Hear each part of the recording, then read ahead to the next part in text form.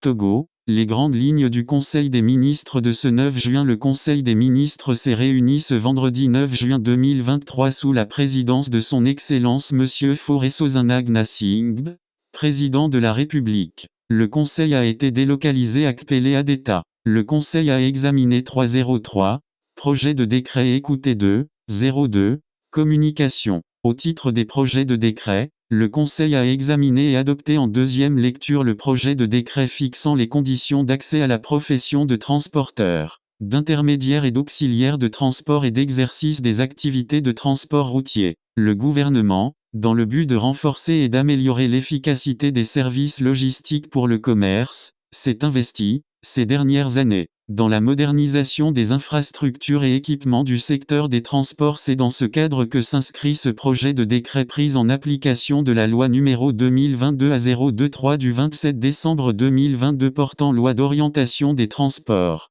Son adoption contribuera à la professionnalisation des acteurs du sous-secteur du transport routier qui assure la quasi-totalité des déplacements des personnes et des biens sur le territoire national. Le Conseil a ensuite examiné en première lecture un projet de décret portant réglementation de l'exploitation des véhicules à moteur de type taxi, taxi-moto et tricycle affectés au transport public urbain. Dans la perspective d'améliorer le cadre général des transports et de garantir une mobilité plus sûre et organisée aux populations, il s'est avéré nécessaire de réglementer le transport urbain effectué par les taxis, taxi-moto et tricycles. L'étude de ce texte se poursuivra lors d'une prochaine séance du Conseil. Le Conseil a enfin examiné et adopté le projet de décret portant approbation du document de politique forestière du Togo 2021-2030.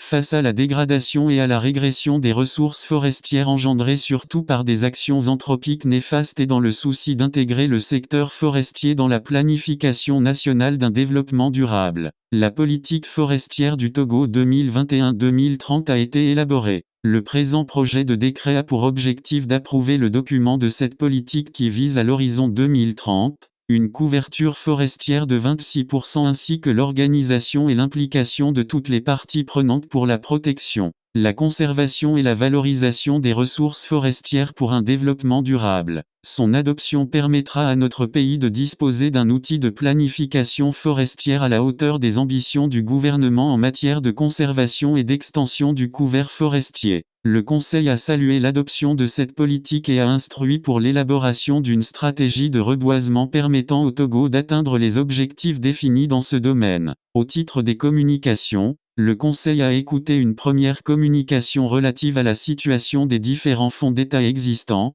présentée par le ministre de l'Économie et des Finances. Dans la recherche d'une meilleure qualité de service public et d'une plus grande efficacité dans la gestion des politiques publiques, l'État a souvent recours à la création de fonds placés sous la tutelle des ministères sectoriels dont ils relèvent, mais dotés d'une autonomie dans leur gestion, avec un statut juridico-administratif qui les différencie des services publics classiques. Au Togo, il existe deux catégories de fonds d'État, notamment ceux qui sont créés sous forme d'établissements publics et ceux qui sont créés sous forme de comptes d'affectation spéciale, CA. Plus concrètement, il existe près de 15 fonds opérationnels. Cette communication a ainsi permis de présenter la situation des différents fonds existants au Togo, en faisant ressortir leur mode de financement, leur fonctionnement ainsi que les leviers pour une rationalisation de ces fonds dans le but d'atteindre les objectifs fixés et d'améliorer la gouvernance financière de l'État. Le Conseil a encouragé le ministère de l'Économie et des Finances à proposer une réglementation permettant d'améliorer le cadre de création et de fonctionnement des fonds d'État.